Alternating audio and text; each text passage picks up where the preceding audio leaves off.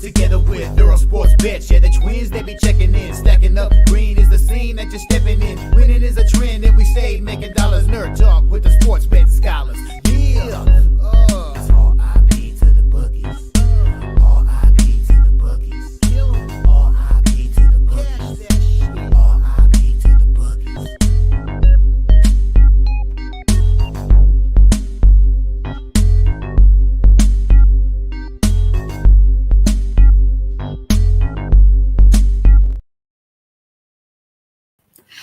We are live. Welcome back to another edition of the Earle Sports Bet Show. My name is Nicholas Earle. Just me today, as Tim is out of town. So we are going to be going over all 15 MLB games. It starts first game starting at 12:40. So we get some afternoon baseball to get us through our day. Love to see that. And then we get 9 games in the NBA. And I was looking at that card when I was typing it up and things along those lines. How the fuck do people find the NBA interesting? I even put a post out on Twitter about it. Like being facetious and sarcastic there. I said, oh, there's 9 NBA games today. Surely they're interesting. C's lines. Minus 12.5, 14.5, 10.5. 11, 17.5, 13, 17. And the 2 closest ones are -9, -3.5. How do people find this league interesting? We'll talk about all 9 of them. No promises I get involved with many of them, if any at all. And then we have 5 games in the NHL, which look extremely tricky as well. We have Carolina as -210 favorites against Washington. The Rangers are back at home. They're -155. We have Panthers and Leafs. We have the Avalanche as a -360 favorite. So some of these spots late in the season are going to be a little bit tricky to get involved with in the NBA and the NHL because teams are not trying anymore and teams are trying to get in the playoffs. So there definitely are some things to keep an eye out for. Let me put the link to the MLB contest in the chat. Not what I was trying to do there. Let's grab the link to that. I'll put that in the chat here. For that. There we go. So there's that. We'll quickly recap that after I recap my plays. I'm just refreshing BetStamp, which baseball was profitable for me yesterday. Actually, yesterday was overall profitable, a whopping 0.27 units because the NHL kind of kicked my ass and the NBA was split out. It wasn't anything special. NBA split out 1-1-1, had doubled up on the Suns. First half pushed, full game lost, whatever. And the Timberwolves get the job done in double overtime against the Denver Nuggets. 140 to 139 to +3.5. They went outright there. And then hockey. Hockey was difficult for me yesterday. I went 1-2-2. 1 win, 2 losses, 2 pushes. I started off Florida -1 was frustrating as Montreal ties it up late and then wins it in overtime. Annoying there. Ottawa -1 just never was the play. That was annoying. Isles first period pushed. Glad to grab the first period instead of the full game because they end up losing the full game 4-1. Blues -1 pushes, but another win for the St. Louis Blues is now they're 10 in a row now. 10 wins in a row for the St. Louis Blues. We're gonna keep riding them until we lose. Even though it was a push yesterday, it's been a really good run with them. And then my win in the NHL was the Utah Hockey Club. Just a bad spot for Calgary, and Utah gets the job done at the end there. And then baseball started off pretty well. First 5 plus a half with the Marlins. Sometimes you gotta know when to bet against your team, and yesterday was one of those days. As the Marlins win the first 5 4-2, they win the full game 4-2. So you could have taken Marlins first 5, Marlins full game, Marlins team total over. I mentioned yesterday as well. Did not really trust Senga in his first game. He'll get better as the year goes along, but I have a feeling he's going to start kind of slow for the Mets this year. Rangers first 5 money line. Gets the job done. They score 1 run in the top of the first inning. That was all the scoring that was needed in that game. 1-0 final, Texas and Cincinnati. lost with the first 5 with Pittsburgh. Thomas Harrington did not have a good start. You blink and it was already 3-0 Rays in that game. White Sox first 5 get the job done, and then immediately in the 6th they give up 5 runs. It's really fun to see teams, and there was 2 teams that did this yesterday that gave up multiple runs in the 6th inning when I had them first 5, got in, got out, ran with the money. The White Sox were one of those teams. First 5 they win, full game they lose. Split out on that Mariners game. I'm Mariners -1, which lost, but the under 7 does come through. Who was on the mound for the Tigers yesterday? I totally forgot who was on the mound for the Tigers, who had a great start shutting down this Mariners team. And then there was the first 5 under 4.5 with Oakland and Chicago. That was dead in the first inning.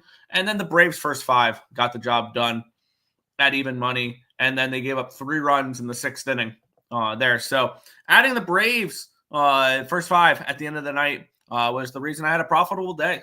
So sometimes you got to know when and how to attack certain spots. Let's take a look at how these lines have moved. Okay, they haven't at all. I've moved on 2 plays in the MLB. Both of them are the same team, and I did a free pick video on them last night. So there's that. But we'll get into today's game. Let's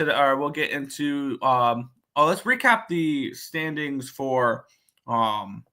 We'll quickly recap the standings as well for the baseball contest. As here we go. The person putting in plays underneath 446 is in first place at 4-1 at plus 3.25 units. Occupancy is 8-7 up 1 unit. Neil 1-0 up 1 unit. Untouchable with just a complete fall. Feel bad. He's only 26 and 26 up 0.19 units. Nicholas Handy 5-6 down up 0.1 units. 446 is scared is 1-1 breaking even. Craig Wood 1-1 down 0.08. John Boy 2-3 still down 0.32. 24-21 and 1 down 0.43 units. I will be in the black after today when we get those Rockies home. Markel 0-2 down 2 units. Tim 20 and 26 down 5.15 units. Robert Carlson 21-28 down 6.99 units. And Coyote Picks in last 17, 25 and 1 down 7.67 units. We're only in April 2nd, though. We have plenty of time for you guys to catch back up, put in some plays, and everything along those lines. So we'll head over to the chat, and then we'll get into today's games. What is good, Nicholas Handy? 3-0 on Monday, 0-4 last night. I saw a lot of people had a little bit of not the greatest of nights last night in baseball. I was lucky to get out of there with a profitable night. Go Habs, go! Yeah, I can own it. No one is better than in the NHL than an eliminated from playoff Sabres team. Yep, that was frustrating. Ovechkin 4 goals away from the record. I'm glad he wasn't like 1 or 2, unless I would have had to make a trip to Raleigh today to hopefully see him break the record. But luckily, that's not the case. And I don't have to make a trip to Raleigh and spend a lot of money on tickets and stuff like that to see that. Diamondbacks Grand Slam. That was beautiful to see. Kind of ironic. One team loses, and we haven't seen somebody in the chat the night after the Yankees lose their first game, which is interesting. Up 1 unit, yeah. Red Sox or Twins tonight. I haven't moved on either of those games yet. We will be talking about them, but I have not moved on any of those games quite yet. Robert saying Twins, taking the opposite. So at least one of us wins. There you go. Okay, I'll take this. Happy Pablo Lopez Day. Getting the start for the Twins there. Special guest today. Just me running solo. Ovechkin. Bands make their. There you go. AHL play of the day wins 2-1. There you go. Kings -2.5. Live hits was nice. There you go. There you go. Wolves comeback. That was a nice little winner last night with Minnesota. I live bet the Blues plus 525, the Flames plus 625, and the Dodgers plus 115. That is beautiful right there. Those are some nice wins. Yes, they are. Just skip NBA today. I won't care. I know other people will, unfortunately, but Yes, I very much wish I can just skip the NBA card because it's going to suck. Being completely honest. There's the link to put in your plays for today. Flames didn't win, but we tried. Yeah. A AHL game is playing right now. Why the heck so early? I have no idea. Marlins double up was nice. There you go. Yeah, sandy day. Yeah, sometimes you gotta know your team. And for me, I wanted nothing to do with the New York Mets yesterday. So there you go. Morning, Markel. Good luck today, folks. Hit that like button. What's good? Stop Geo. Stop Geo. You should put in plays for the MLB contest. There you go. If the Habs make the playoffs, Lane Hudson should be the Rookie of the Year. I think he should be the Rookie of the Year regardless. The Mets screwed my contest picks. Thanks yesterday. Thanks, Mets. You obviously didn't watch the show. I said don't bet the Mets yesterday. Said it wasn't a Mets spot. Padres, Dodgers, Yankees, tough loss. Red Sox, yeah. Rob said, I said Rob Sox. There you go. Let me join. Yeah, go for it. The link is in the chat. I don't like the picks and parlays. Can't see people comments. Then come on over. Come over to ESP. No way these spreads. Yeah, they are. Stevie J, Kingsley saved me. There you go. That means come back on the Mets. Maybe it does. Let's talk about it, though. Let's get into today's card. And I did not type up the right baseball. No, I did. Okay, cool. Oof. I thought I didn't for a second, but let's get into it. The Cincinnati Reds taking on the Texas Rangers. We have the Reds minus 130. We're actually seeing 140s now in this game. Just a pretty decent move towards the Reds here in this one. Line opened up 120, now 139. Line opened up at an 8.5 minus 115. It's now 8.5 minus 110. So a slight move towards the under here as well. We saw a dead nuts under yesterday. And I wouldn't be surprised to see one again today for this matchup here.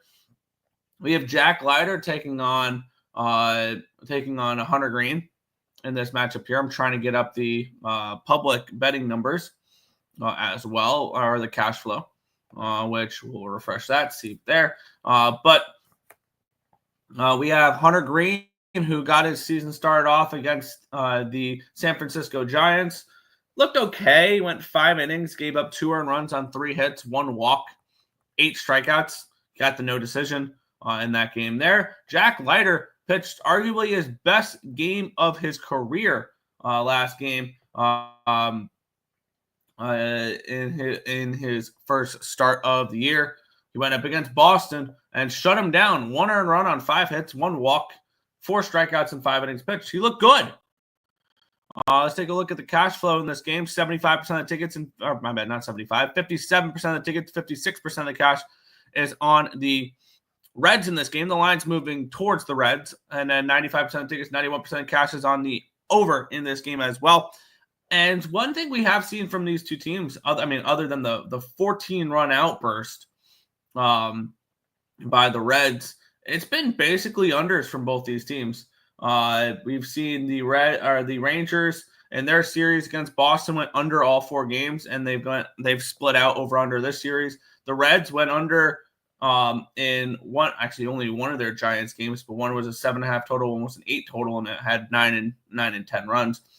So actually, the Reds have been a little bit more of an over team. Taking a look at let's see what the weather has here according to covers. It looks like around 71 degrees around first pitch, 74 degrees with winds blowing towards the third base side from right to left around 18 miles an hour, and that'll pick up to about 22 miles per hour as we get later into the game, anywhere between 15 and 20% chance for precipitation. Take a look at the bullpens here real quick, see what we're working with, because I'm kind of interested in an under in this game. I am. That was my first look in this one. I think Jack Leiter has a decent year after kind of getting his learning in last year type of thing. And I love Hunter Green. I do. Let's take a look at what these bullpens are looking like. It's taking just a second to load because these are two teams a little bit later in the alphabet. So this site likes to take a little bit to load, team by alphabetical order. There we go. The Rangers used nobody yesterday. Was that a complete game by Eovaldi? And then the Twins used 3 pitchers. Scott Barlow threw 18, Rogers threw 13, and Ian Gibaut threw 18. So it looks like both teams will have a pretty fresh bullpen heading into this game. I'm still kind of iffy on that Rangers bullpen. I am. But them being 100% fresh and ready to go, I'm okay with. I'm okay with maybe trusting them a little bit here. And the Reds bullpen looks pretty fresh and ready to go too. I think I want to start my day off with an under in this game. And it would be a full game under. Yes, I'm aware these two teams just finished 1-0 yesterday. I think the weather does play a little bit more into an under here as well. I'm getting 8.5 and -110. I'm going to move on that to start my day in this spot here. Cincinnati is going to struggle, I think, with their bullpen a little bit, but it's kind of a fresh bullpen right now. And then, I think Hunter Green can go pretty decent into this game. And the Rangers, they actually, Fangraphs has them as a potential top end or top 15 bullpen in baseball. So I guess we can kind of trust them here. Under 8.5 here for me to get my day started between the Rangers and the Reds. And we could probably sweat this game out a little bit. Potentially with what do you call it? With this game starting around 12:40. Wow. Soccer, okay. What's up? How's your brother doing? Doing good. Is it a lock? What? The soccer game. Okay. Someone got ruled out. Someone told me it's better to bet -1.5 than the money line, and it is MLB thoughts. Depends on the time, really. There's factors that go into it, obviously. I wouldn't put a blanket statement in there. But I mean, if they're a big favorite, yes. If it's anything higher than -140, yeah, it's better to lay a run line than it is a money line, because juiced up money lines are going to cost you long term. They are. Also, you got to keep in mind home road type of dichotomy there. You're going to get much better payouts on run lines for home teams. That's something as well. But yeah. It depends on the situation. Supness, what's good, Lex? Reds run line. I could see it. I could see Hunter Green pitching really well. Maybe a Rangers team total under. Ellie De La Cruz over 1.5 total bases. Don't hate it. What's up? I just answered that. I don't know why you're repeating questions. Gotta be honest. Reds run line looking real nice. Yeah. Canes puck line, Leafs puck line, Wild money line, Leafs puck line, draw and Avs. All right. -360 on the Avalanche is ridiculous, but I can see it. Yo. What's good, Joe Kryptonite? De La Cruz RBI. 2, I see walks. I could see walks. 16-mile-an-hour wind sideways. Yeah. Someone told me if you're going to bet MLB player props, make them pitcher props, because they know hundreds of pitches every game. They throw hundreds of pitches every game, instead of maybe 3 at-bats thoughts. I've heard arguments that people want to avoid pitcher props. I've heard arguments that pitcher props are amazing. Depends on what type of numbers you like to look at and things along those lines. I'm not a player props person. I'm just not. So I haven't really dove deep into them. But I'll probably look more towards pitcher props than I would hitter props personally. I could see strikeout props. Out props are probably interesting as well. Especially when you learn what a pitcher is going to do, their strikeout rate and everything along those lines, but those get baked into lines, so who knows? Ellie De La Cruz over half a stolen base, +160. That's not a bad look. De La Cruz home run. Yeah, if he's going to use that torpedo bats, why not? How are y'all doing? 1 pick per day, certain type of juice. You could put in all your plays. MLB, only MLB, whatever juice, doesn't matter the juice. Because if you want to risk 3 units to win 1 on a -300, be my guest. But yes, You could put as many picks as you want in there because I can download it into a spreadsheet much easier than what it was earlier when you had to write down the list. When I had to write down the list and grade it that way. But yeah, as many plays as you want. Juice really doesn't matter. If you want to risk a stupid amount of juice, be my guess. Thoughts on Canucks team total over? I'm not a Canucks guy personally. Man, I think the Kraken might be a live dog in that game, to be completely honest. Somebody got ruled out in soccer. Okay. RBI. No, I got you. Not talking about this Reds game. Fair. Okay. Yankees run line looks real nice. I believe, is that the next game? No. That game's a little bit further down. Next game we'll talk about is Kansas City and Milwaukee. The Brewers are minus 115, total 7.5 in this game. Let's get into the line history in this one here between Cole Ragans and Freddie Peralta. This line opened up Milwaukee minus 114. It's now Milwaukee minus 116. So we have a move towards slight move towards the Brew Crew in this one here. Line opened up at an 8 at even money. It's now down to a 7.5 at minus 113. Taking a look at the cash flow in this game, where we have 55% of tickets and 56% of the cash on the Brewers. Kind of makes sense there. And then we have 98 and 97 on the over here as well. So we got public on the over, shocker, like it is every game. And then we have money coming in on the Brewers, a little bit, but a slight move towards them. The Brewers have been kind of a lackluster team to start off the season, obviously. They are now 1-4. They got their first win. It'll be Freddie Peralta on the mound, who, all in all, I believe did not look terrible against the Yankees. Where he went, he pitched that first game against the Yankees. Why did you click it like that? I'm trying to get Freddie Peralta's numbers, and it was giving me the Brewers numbers. There we go. Where he went 5 innings against the Yankees, 2 earned runs on 4 hits, 1 walk, 8 strikeouts, and 5 innings pitched. He was one of the only Brewers pitchers that looked halfway decent during that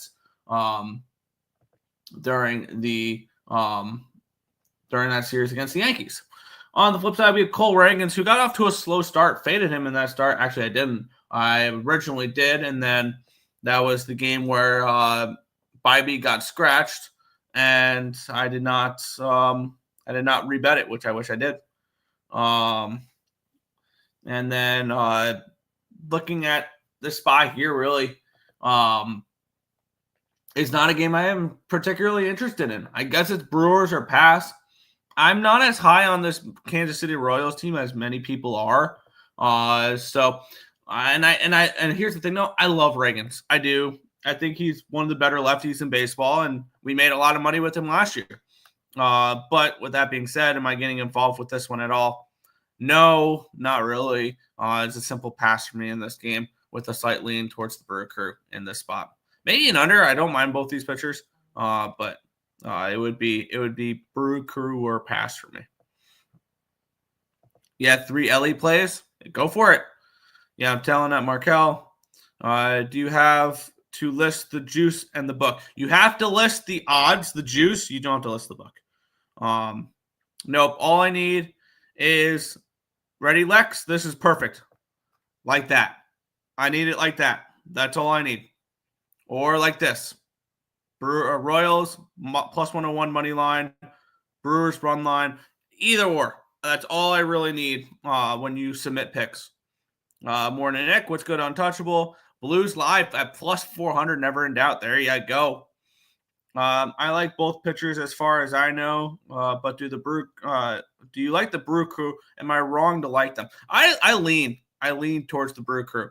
There in that one. And maybe if you want to go for a score, you can go for Brewers -1, which, I mean, it's a pick 'em and they're at home. So you're getting a decent number, +1. Yeah, plus 170. Nope. Wow. They're listing all the books I have the Brewers as favorites, but the run line -1.5 with the Royals. I would need to go and look because that's an annoying bet stamp, not really telling me what a run line would be. But yeah, if it's plus 170, minus 120, you're getting a really nice number. Let's just say it's 170. Yeah, plus 123 for a minus one line. That's not bad at all. Yes, the run line. Props came through again. Ovechkin anytime goal and TNT Tage Thompson. There you go. ISX, you are not wrong. These Royals are overrated by their fans and some cappers. I'm not high on them. I picked the Guardians to win the division again. And I think I have the Royals fourth? No, I have the Tigers fourth. I think I have the Royals second. But I have the Royals actually I think I had the Royals squeaking into the playoffs in a wild card spot. But yeah. But I'm not high on them particularly. But I guess that's just I'm low on the American League then. Picked the wrong Blues player to score only because Talbot nearly stole that game for the Wings. Yeah. Brewers have given up so many runs. Yeah. They also played in Little League Yankee Stadium. So got you. Needing a bounce back for MLB today. Fair. Rebet sometimes actually gives me good numbers, but usually not. Yeah. Yeah, not you, but your brother, which I did. Yeah, no, Tim's way higher on the Royals than I am. I think I put in the Royals second in the division because I don't trust the Twins, and I'm even lower on the Tigers. So I guess that's kind of the way that went. We'll move on. Interesting line for this game, and you guys all know what's coming in this game for this line to be the way it is. We have the Tampa Bay Rays and the Pittsburgh Pirates. We get Paul Skeens taking on Ryan Pepiot. Line opened up 112. It's now 106 for the Pirates. We actually have a move towards the Rays. Line opened up at a 7 minus 107. It's a 7 minus 102 now. So we do have a move towards this under here as well. Not shocked with this line moving towards the under with these two pitchers. We have 96% of tickets, 93% of cash is on the over in this one, 64% of tickets and 58% of cash on the Rays. The line's moving towards the Rays in this one here. Ryan Pepiot looked awesome in his first start. Granted, it was against Colorado, but still he looked good. 1 earned run on 6 hits, 1 walk, 8 strikeouts, and 6 innings pitched. I think Ryan Pepiot can be one of those guys who's in the front end of that rotation for the Tampa Bay Rays that they just randomly spawn arms. And on the flip side, we have Paul Skeens. Do I really need to talk up Paul Skeens? This guy is one of the best pitchers in baseball. Struggled in his first start, though. Went 5 1/3, gave up 2 earned runs on 3 hits, 2 walks, 7 strikeouts. So didn't get double-digit strikeout. That's crazy to say 5 1/3 innings of 2-run baseball is struggling, but when you're facing the Marlins and you put up when you're able to put up way better numbers than that, and I know they can, yes, that's absolutely important there. This is not the Trop, so I need to read off weather for this game here because we are in George H. Steinbrenner Field, where the winds are blowing 11 miles an hour out to left field. So that'll probably help with especially this game being 90 degrees at first pitch. And no chance of precipitation and about anywhere between 45 to 50% humidity. So it's going to suck playing there today. Does that affect the pitchers maybe? Potentially. This Pittsburgh Pirates offense is dreadful. So I think Ryan Pepiot could shove in this game. And I don't think that the 12-mile-an-hour wind is going to help him too much for offense here in this spot. Taking a look at what these bullpens look like, because I kind of want an over or an under in this game. Wow, the Pirates went through a lot of arms yesterday. Caleb Ferguson threw 25. He probably won't be available. Joey Wentz is throwing back-to-back days. Justin Lawrence threw 17. Maeza threw 31 on Monday. This is a Pirates bullpen that's bad and not many pitchers available. On the flip side, we have the Tampa Bay Rays, who threw Mason Englert yesterday, back-to-back days, and Mason Montgomery threw 16 yesterday. So it's a fully fresh bullpen for the Tampa Bay Rays. This first 5 is a 3.5, and that's where I'm looking in this game. 3.5 minus 115 to the under in this spot. I do not trust this Pittsburgh Pirates bullpen whatsoever. They used a decent amount of pitchers, so the availability is going to be a little bit less, which probably means you're just expecting Paul Skeens to go further in this game. And with this bullpen the way it is, I need Paul Skeens to go 6-7 innings. And for that reason, I'm not taking the full game under 7. I will take the first 5 under 3.5, though, at -115 over on BetMGM for this matchup here, because I love Pepiot. I love Skeens. These are 2 bet-on pitchers for me, obviously. And these are 2 offenses that leave a lot to be desired for sure. I want to take a look at what this number has done for the first 5 because, wow, the Pirates are pretty big favorites for this first 5 as well. Where this line opened up at a 4, went down to a 3.5. First 5 went from -125 Pirates to -140. And obviously, if I saw the -125 for the Pittsburgh Pirates in the first 5, that's where I'm leaning in this spot. Would be a Pirates first 5 and a first 5 under. I feel like you're threading the needle too much when you're doing that, and I do expect Paul Skeens to pitch good. I'm just going to focus on both these pitchers pitching well because I think Ryan Pepiot is going to do really well as well against this Pittsburgh offense that scares literally nobody. So yeah, first 5 under 3.5 for me in this one. Give me a couple early unders to start my day, and we'll continue going through this card. Let's see. Skeens Day, yes. Pirates run line. If you like the Pirates run line, I think a better way to go at it would be a Tampa Bay Rays team total under. My main worry is that they're not going to score enough. The only problem is you're laying $1.45 on DraftKings for under 3.5 runs for the Rays. Meanwhile, for Pittsburgh, it's 3.5 for -125 for the under 3.5. What's the first 5 number for Tampa Bay here? 1.5 -150 on Bovada. I'm good. But yeah, if you like the Pirates, I think just a team total under would probably be a better look. But that's just me though. God, I want to take the Pirates so bad, but geez, I know the Rays would screw me over. The Rays are a tricky team. They are. But I think this is a team that's going to be able to pitch well, and this is going to be a team that's going to struggle offensively a little bit there. Both these teams, I think, are very similar builds. It's just the Rays are a better build of it. What's up, my guys? Let's get it. Let's cash today. Hit the like button, people. Show some appreciation, subscribe, and share. No, Tim, I'm shaking my head, but Tim, you know the rest of the saying. Baseball, baseball, baseball. Let's find the value. Absolutely love baseball season. So we're gonna that's obviously the saying there. Happy Paul Skeens Day. Yes. Pirates first 3 money line -0.5. I don't hate that at all. I think that's definitely worth a look. Maybe a first 3 under here as well. That'll definitely be a 1.5. So maybe a first 3 under as well.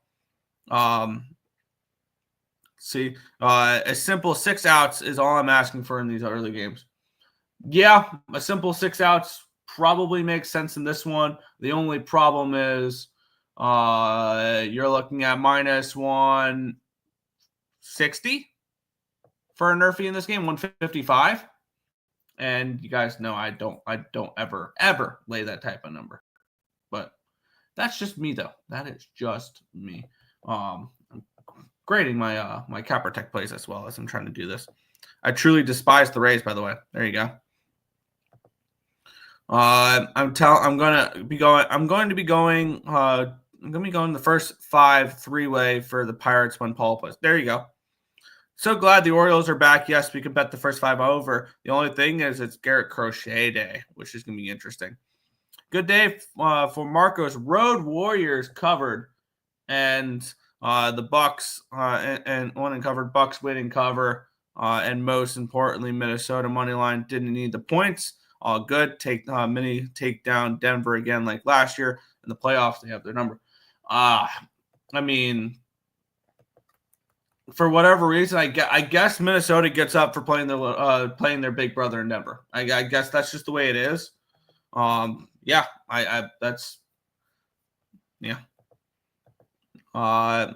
Maybe a first 5 draw. That's not a bad look, especially with the variance of it there, of it being very low variance. I think it's interesting. Oh, oops, I graded that one wrong. That's a push. That's not a win on St. Louis -1. Yeah. They don't want to see Minnie or Golden State in the first round, Denver. Maybe. But I do think Denver wins at least around this year. I know a lot of people are probably lower on Denver. I don't think they care right now. I'll stick with I'll stick with Pity. There you go. Pirates first game, first 5 under 3.5. Love it. I got actually -110. Wow, 6 plays already. I got to relax. I've gotten 4 plays in, and we haven't talked about 2 of them yet. Privates first 5. I'm guessing Pirates. Yeah. Rays ever get Franco back? No, they won't. Yeah, Nerfy getting blown up at -150 or higher is rough. Yeah. Why people I don't know. But hey, it is what it is. We'll move on. The Anaheim Angels taking on the St. Louis Cardinals. Cardinals -150, total of 8.5 in this game. Let's take a look at the matchup between Sonny Gray and Yusei Kikuchi for this one here. We get the Cooch. Line opened up 135, and then it reopened up at 145, and now we're seeing 154. So we even moved towards these Cardinals in this one here. Line opened up at an 8. Now it's an 8.5. So we do have a move towards the over here as well. Taking a look at the cash flow in this one here, 98% of tickets, 97% of the cash is on the over. 74% of tickets, 78% of cash on the Cardinals here as well. So the line moving towards the Cardinals does make sense. Let's take a look at these 2 pitchers where we're going to look at Yusei Kikuchi first. The pitcher that signed, I believe it was a 3-year, $63 million contract in the offseason. Struggled in his first start against the Chicago White Sox. Gave up 3 earned runs on 5 hits, 5 strikeouts, 6 innings. That's a positive. And no walks. So he was very efficient, 87 pitches, even though he kind of struggled in that game. On the flip side, we have for St. Louis, Sonny Gray, who made the opening day start for the Cardinals. And he went 5 innings in his start, gave up 2 earned runs on 4 hits, 2 walks, 6 strikeouts. You'll take it.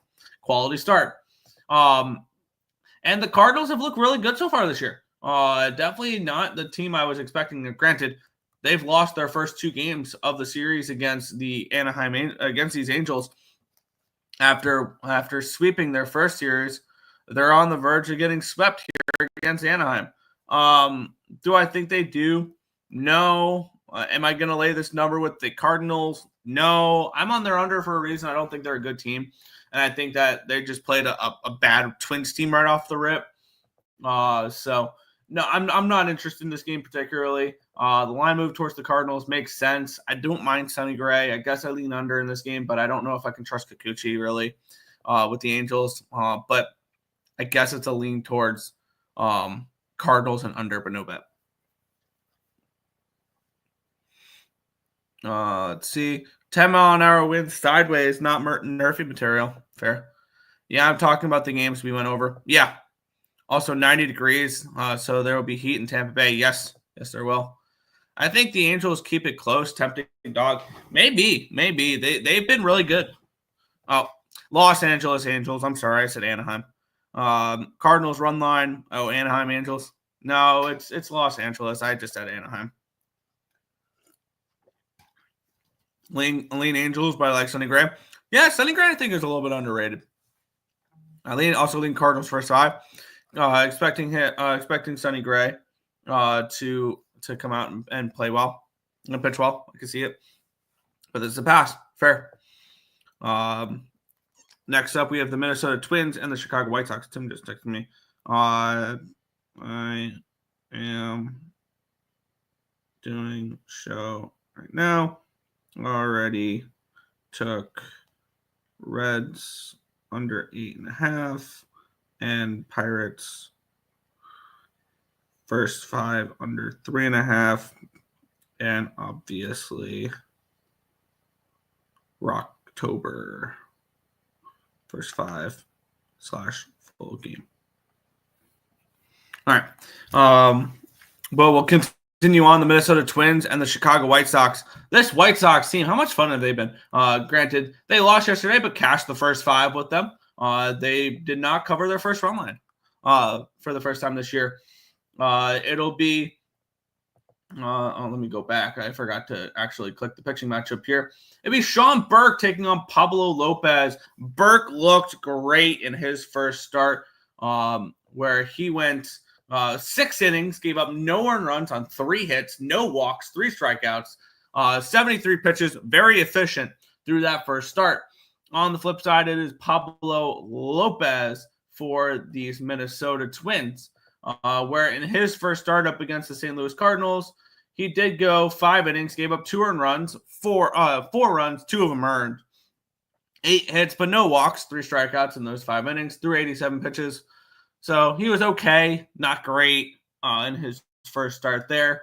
Taking a look at the line history in this one here, where it opened up 180, it's down to a 177, so a slight move towards the White Sox. Line opened up 7.5 at even money. It's now 7 at minus 117. So we do have a move towards the under here as well. Let me take a look. I want to take a look at one thing real quick. Wow, that totals 3.5 for the first 5. Looking at the line history for this one, it opened up 165 for the first 5 for the Twins, and it's not moved. Okay.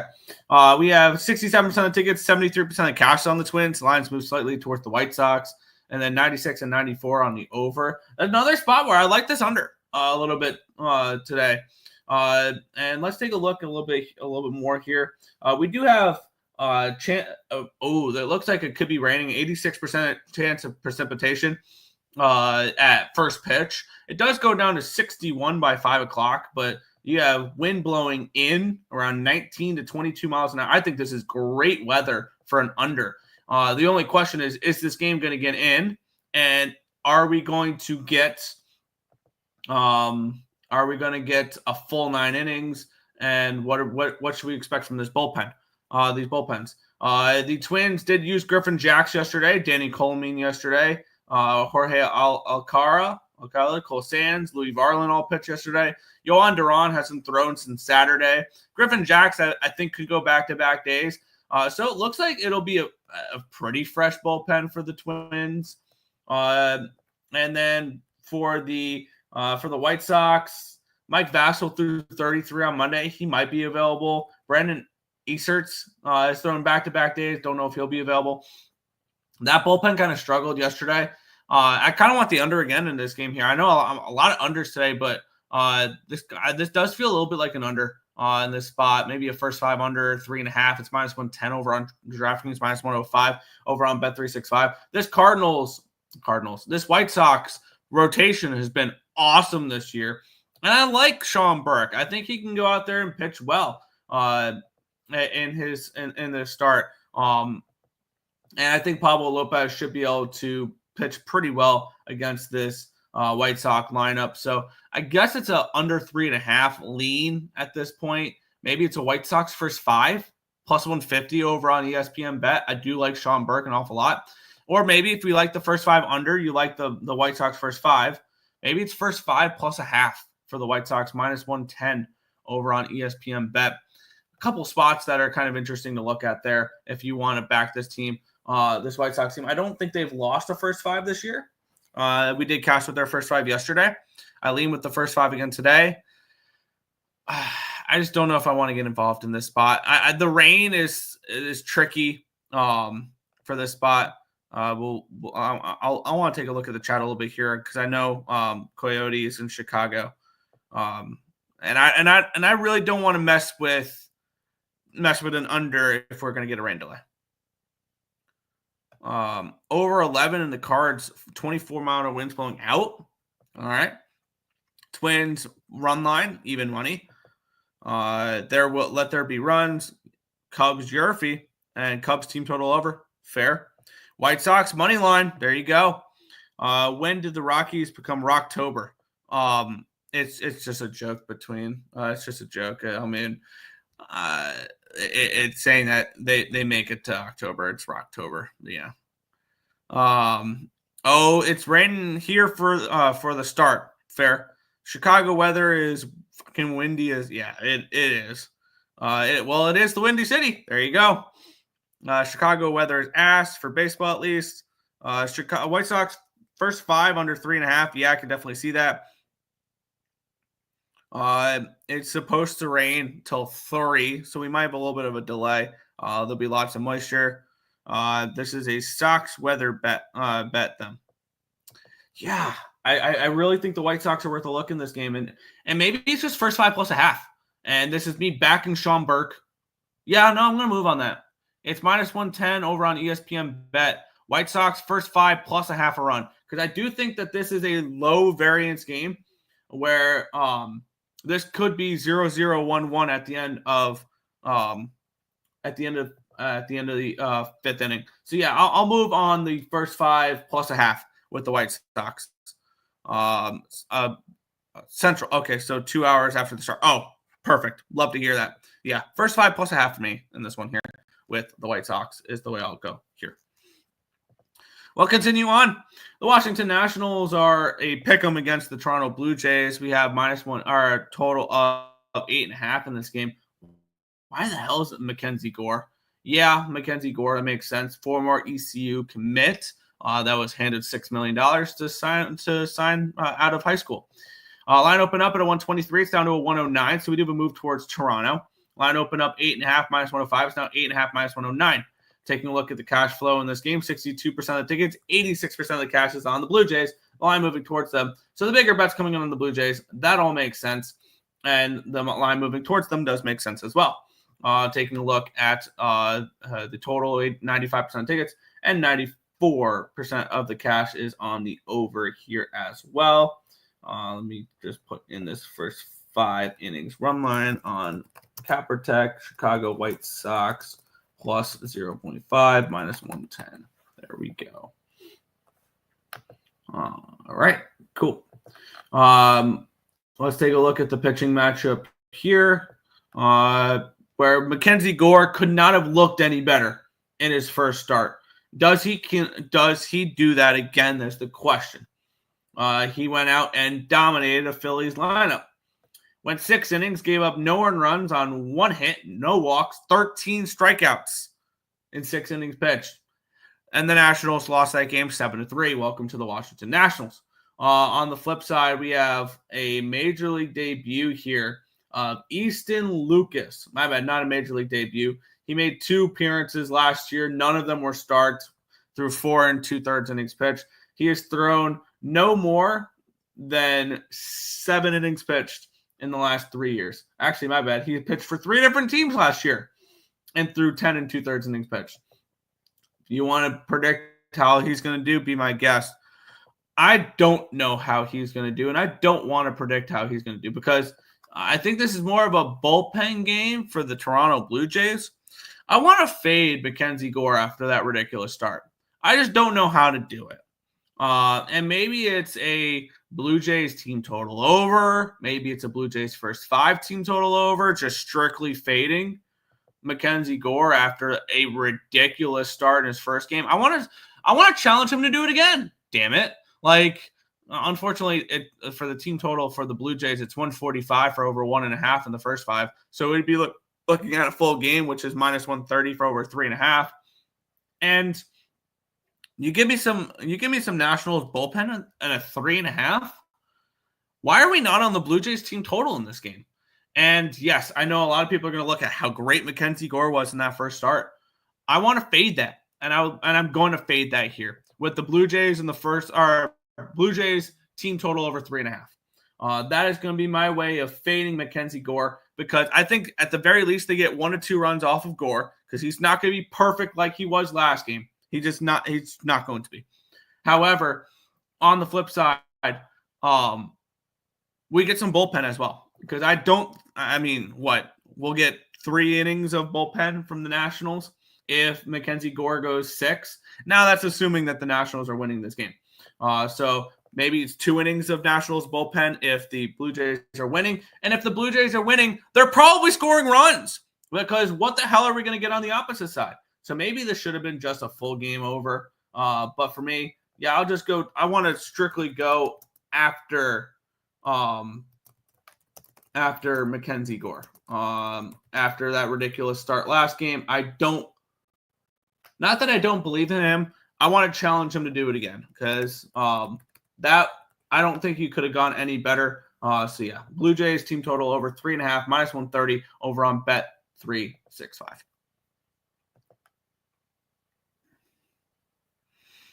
White Sox first 5+0.5. Yes. How is this not the Jays? Exactly. Yeah, no, right with you there. Yep, I 100% agree. Jays team total over. It's a fade of Mackenzie Gore, asking him to do it again, really, for me. But we'll move on. We'll head to the Oakland Athletics here in this one here, taking on the Chicago Cubs. -115 for the Athletics with a total of 8.5. Let's take a look at the line history in this one here, where we have between Jameson Taillon and Jeffrey Springs. I like Jeffrey Springs. Line opened up at even money. It's now -116 for Oakland. That all checks out to me. Line opened up 8.5 -105. It's now 8.5 -120. So they're expecting Taillon to get hit, with this line moving towards the over and towards the Athletics. 68% of the tickets and 72% of the cash is on the Cubs, and the line's moving towards Oakland. So this is spelling Oakland for me here. 97% of tickets and 96% of cash on the over. Yeah, that makes sense that the line's moving towards the over in this one here, with all the money coming on it and everything like that. The Oakland Athletics are trying to avoid the sweep in this series, as they've given up 25 runs the last 2 games. I think that Jeffrey Springs is a great stopper to that, though. On the flip side, Jameson Taillon, my bad, we never even looked at the pitchers. Jameson Taillon, in his first start of the year, went 4 1/3 innings pitched, gave up 6 earned runs on 9 hits, no walks, and 1 strikeout. Didn't look good against the Arizona Diamondbacks. On the flip side, we have the Athletics with Jeffrey Springs. He was part of the Joe Boyle trade in the offseason and it was Joe Boyle and it was somebody else. I don't remember who, part of that trade. He went 6 innings of shutout baseball, gave up 3 hits, 1 walk, struck out 9. He looked great, Jeffrey Springs. And that's the type of pitching performances I'm expecting from Springs. Taking a look at what we got for the weather. There it's anywhere between 57 and 62 degrees tonight, with winds blowing left to right, but about 5 to 6 miles an hour. So nothing crazy there. It's Oakland or no bet here for me. If I'm betting this game, it would be a lean towards that. I'm shocked that this line's gone up. Actually, I'm not, because all the money's coming in on the over, but I can see Springs pitching well in this game. So I lean Oakland in this game if I'm betting it, but be enough to stay off. Got the old Jays money line, even money last night. There you go. Tim's still doing the A's every day. Yep. Pass. Yeah, it's Oakland or nothing for me. Detroit Tigers, Seattle Mariners. The Tigers -125 favorites with a total of 6.5 in this game. Very, very low total, but it makes sense as we have 2 good pitchers in Seattle. We have Tariq Skubal taking on Luis Castillo. Line opened up 108. It's now -124. So we do have a move towards the Tigers. Line opened up at a 6 at even money. It's now 6.5 even money. It's now 6.5 plus -112. So we have a move towards this over in this spot here, which is kind of surprising here for me, because my initial thoughts was this is an under. 98% of tickets and 93% of cash on the over. So I guess it makes sense that the line's slightly moving towards it. We have about anywhere between 3 to 5 mile an hour winds blowing out, 51 to 54 degrees in this game. Taking a look, Tariq Skubal looked human in his first start against the Dodgers, where he went, 5 innings pitched, gave up 4 earned runs on 6 hits, 1 walk, 2 strikeouts. And now he'll go up against a much, much easier lineup in the Mariners. So I do expect potential bounce back for him. On the flip side, we have Luis Castillo, who did not look good in his first start either, I believe. No, he was fine. My bad. 5 innings pitched, gave up 2 earned runs on 3 hits, 2 walks, and 4 strikeouts. I'm shocked this line's moved towards the over. I mean, I don't know why I'm shocked the lines are moving towards the over, because obviously the public's going to be all over overs. But doesn't this feel like a really nice bounce back spot for Tariq Skubal? 76% of tickets, 89% cash on the Tigers, so that makes sense. The line's moving towards them. Feels like a nice spot for Tariq Skubal to come in and pitch well. Granted, he's still on the road, but this is probably the easiest ballpark to pitch in baseball. Not probably. It is the easiest ballpark to pitch in baseball. And I understand why this is a 6.5. I want to take a look at the bullpens real quick, because I want to see how much bullpen was used yesterday. Tigers used Bo Brisky for 22 pitches, Canely for 16, Vest for 9. So a relatively available bullpen for Detroit. And on the flip side, with the Mariners, where are you, Mariners? They didn't use many pitchers yesterday. Trent Thornton went through 14, Gregory Santos 13, Gabe Spire 8. But Saucedo threw 31 on Monday, Schneider threw 34, Bizzardo threw 34, Vargas threw 44. So I don't know if those 4 are available for the Mariners. This is another under or nothing for me.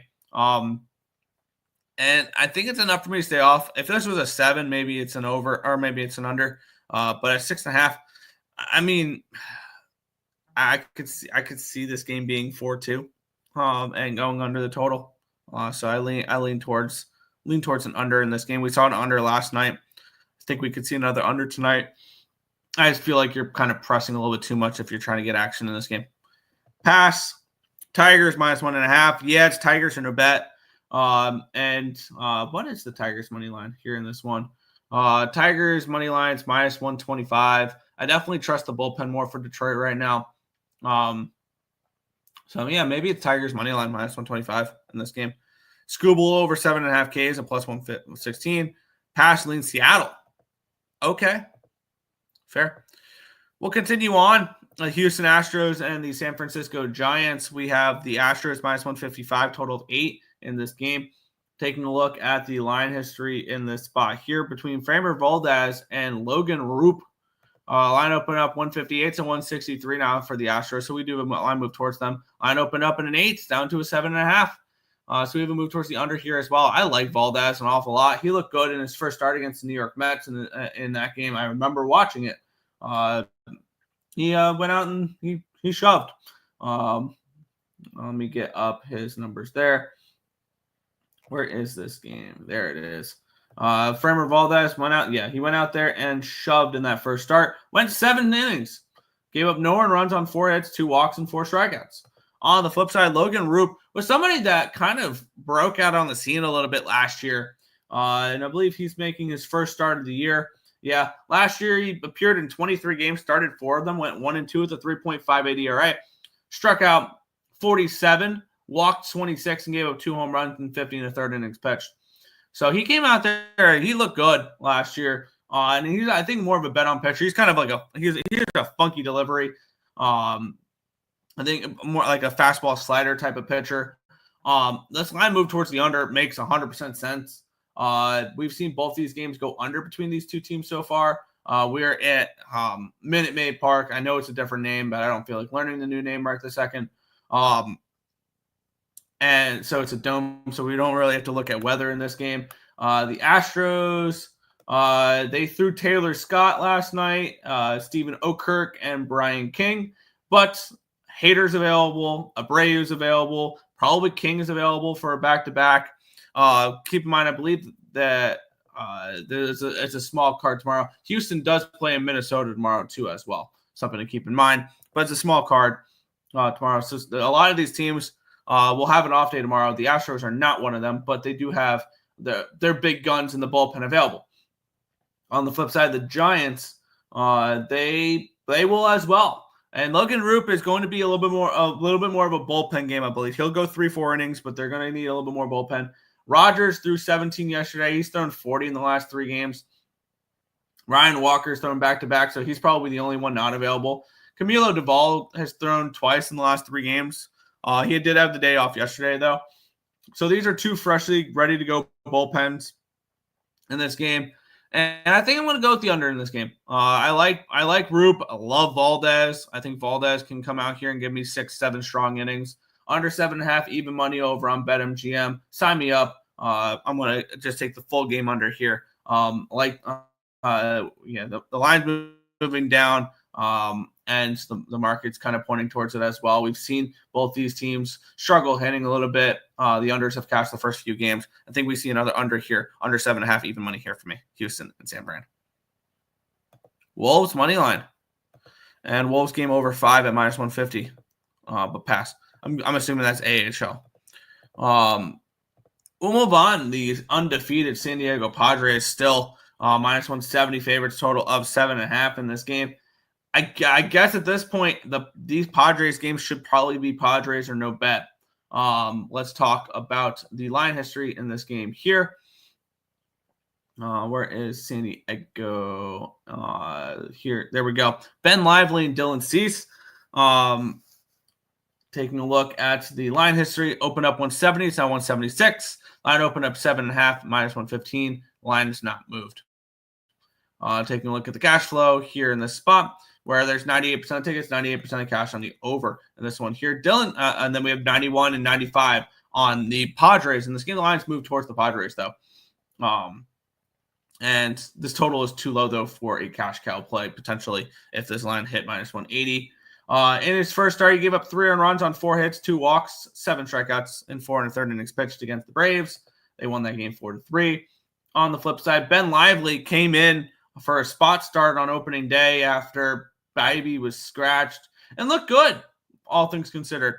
5 innings of 3-run baseball, 4 walks, 4 hits, no walks, 3 strikeouts, 67 pitches to get through 5 innings. Very, very efficient, even though he gave up 3 runs. And that's exactly what they'll probably look for out of Ben Lively again here. I think he's a solid pitcher, Ben Lively, and I think this is way too many. I think this is way too wide of a line in this game. And I get it. The Padres have looked awesome so far. Guardians are no bet here for me, though. But not a game I'm going to get involved with. I think this line's too wide. I'm higher in the Guardians probably the most. But I like Ben Lively a little bit. But yeah, it's a small lean towards the Guardians in this game, but no bet. AHL Chicago Wolves. Yep. Giants money line and the Texas Stars. All right. We'll continue on. The New York Mets taking on the Miami Marlins. The Mets are minus 200 favorites with a total of 8.5 in this game. The Mets were shut down by Sandia and company yesterday. If you guys saw the matchup, you saw it was something you could have seen from a mile away yesterday.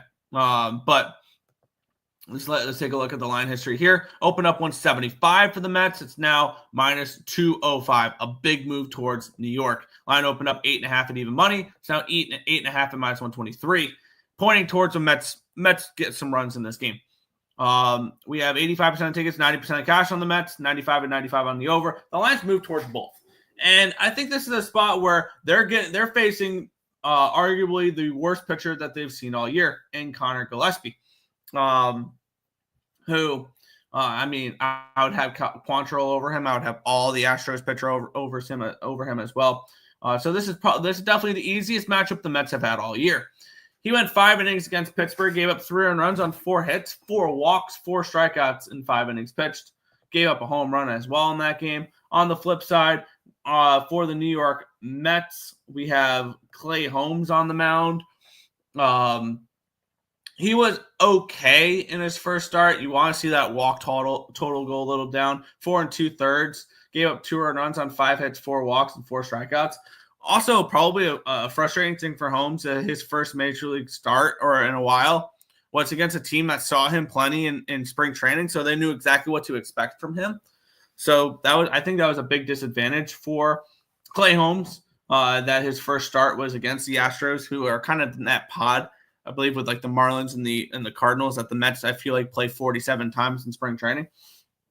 But this is Mets team total over nothing for me. I still don't know what to expect from Holmes in the rotation. And at the very least, if he's a decent starter, cool. If he's a bullpen piece, I'm okay with that as well. The only problem is the Mets really don't have the bullpen. I mean, they have the bullpen depth, or the pitching depth, where they really don't need the bullpen. They don't need Clay Holmes in the bullpen too much. I want the Mets team total over. I don't want a 5.5, though. So ultimately, this will be a no play for me. I do think the Mets show up in this game a little bit better than they did yesterday. The only thing is their run line is minus 125. No, thank you. They're minus a half in the first 5. It's minus 130. No, thank you. They've just made the Mets too expensive to back in this game. Pretty plain and simple. And at this price point, maybe you take a shot with the Marlins. Now, this line's moved so much that, I mean, All the value's been zapped from the Mets. The team total over 3.5 for the Marlins is even money. That's saying that Holmes gives up runs, and he might, but I could see this game a little bit as an over, but not a game I'm going to get involved with. Pass, fair. Rockies first 5 money line. Yes. We'll be talking about that game in a little bit. Mets over 8.5. I can see it. Lindor over bases. Why not? Lindor homer. Go for it. We'll move on. A game that I probably am going to move on. Let's talk about it. The Boston Red Sox and the Baltimore Orioles. I'm on a bunch of unders today. This is not a game I'll be on an under. I promise you. Line opened up at an 8.5. It has actually gone down to an 8. So we do have a move towards the under in this game. Line opened up Boston minus 108. Now Boston minus 116. So a move towards Boston here as well. We have 62% of tickets and 69% of cash is on the Orioles, and the line's moving towards Boston. We have 98 and 98 on the over as well. Does make me a little bit nervous, but we have Zach Eflin versus Garrett Crochet in this matchup here. Garrett Crochet in his first start. Also, he's coming in off of getting the bag. They just extended him yesterday, Crochet, so he is paid. He is ready to go. In his first start against the Rangers, he went 5 innings, gave up 2 earned runs on 5 hits, 2 walks, 4 strikeouts. I do expect better out of him. And on the flip side, we have the Baltimore Orioles going with Zach Eflin, who he was actually okay in that first game against the Toronto Blue Jays. 2 earned runs on 2 hits, 1 walk, 2 strikeouts, and 6 innings pitched. He's the one pitcher that I've not backed the first 5 over with the Orioles with. And I think he's the only pitcher I'm not going to be backing first 5 overs with automatically. And I actually like this pitching matchup. I like Garrett Crochet a lot. You guys know that's my Cy Young pick. I think this is a good bounce back game or a get right game here for the Boston Red Sox. Wow. Yeah, that first 5 numbers, minus 140 for the Red Sox. Wow. Let's take a look at what the weather is for this game here at Oriole Park at Camden Yards. Where this line, we're looking at anywhere between 54 to 57 degrees with wind blowing out to left field around 13 miles an hour, anywhere between 11 and 13 miles an hour for this game here. This is Boston or nothing for me. And the way this line's moving screams Boston. I want to take a look at the bullpen here as well. Because this Orioles bullpen, I think definitely has the advantage in this spot here. And I definitely do think, though, we have a massive advantage here for the Red Sox in this game. Both teams were off yesterday, so we have fully rested bullpens in this one here. So I feel like I can trust a Boston Red Sox money line in this game. Now, granted, I would prefer the first 5, and if I can get a first 5 at minus 130 or below, then maybe I'm interested. At minus 135 over on DraftKings is the best available number. Laying a half a run is even money, plus 110 on BetMGM. Actually, is that line right on BetMGM? Is minus 125 for the first 5 money line? If that's the case, then I'm going to go over to BetMGM and bet the Red Sox first 5 in this game. And that would be my way. And I'm not betting the first 5 over in this game. I like these pitchers too much. The market's moving too much against it. When I've been betting these first 5 overs in these in these games, and it is minus 125, perfect. I'm going to pull the trigger on that. Red Sox first 5 minus 125 over on BetMGM. Yes, please. Yes, Red Sox first 5 for me in this game. I want to back Garrett Crochet specifically. I do think that this Baltimore Orioles bullpen is one of their redeeming qualities, though, so that'll keep me off the full game with the Red Sox. But yeah, sign me up Red Sox first 5 in this game, minus 125 with that. I'm gonna lay off the overs though. I like just not everything correlating here for me. I prefer the Red Sox first 5 rather than a first 5 over in this game. But probably back tomorrow, we'll go back to our first 5 overs with Baltimore. Zach Eflin's one of the only ones I actually kind of do trust in this rotation. And maybe Grayson Rodriguez when he returns. But when you give me pitchers like Charlie Morton, and Yuki Saganu, and pitchers like that. Dean Kramer, I'm going to take first 5 overs. Zach Eflin, not as much. There you go. AHL stuff. Red Sox run line. Don't mind it. Orioles money line. Orioles first 5. Red Sox first 5 -125 seems better than the run line. Yes, I agree. I would definitely look towards a first 5 there rather than the run line. Especially that I was able to get -125 over on BetMGM. We'll move on. And if you guys have watched the show the last few years for baseball, you guys will know exactly where we're going for this one here. Let's talk about it. The Colorado Rockies and the Philadelphia Phillies. We had the Phillies -315 favorites, total of 7 in this game. Let's take a look at this line history in this spot where this line opened up 315 and it's now 310. It's now 315. Line opened up 7.5 -115. It's now 7 at -118. So we do have a move towards the under, slight move towards the Phillies. 96% tickets, 97% of the cash is on the money line for the Phillies. 98 and 97 on the run are on the over in this game as well. The line's dropped, but we're not looking at a total. Obviously, in this game, we're looking at the side. And if you guys know where I'm going here, it was one of our more profitable angles the last 2 years. And we're going back to it for the first time this year. And it's pretty plain and simple. You guys can all say it with me. No team in the MLB should be a -300 favorite versus another team. I don't care if you're the Dodgers versus the White Sox. I don't care if you're the best team versus the worst team or anything along those lines. You will hear me say that multiple times this year. No team should be -300 in baseball. Now, are we going to win these at 100% rate? Hell no.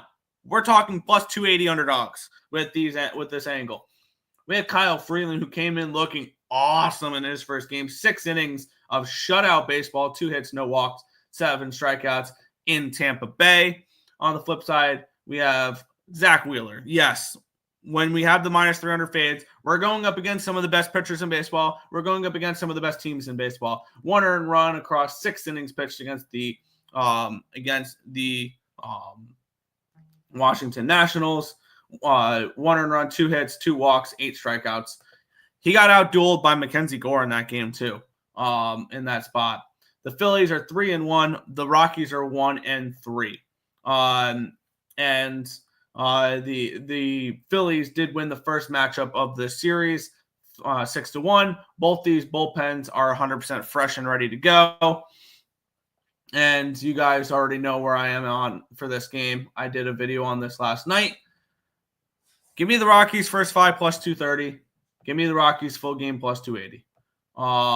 This is my favorite system that I use in baseball.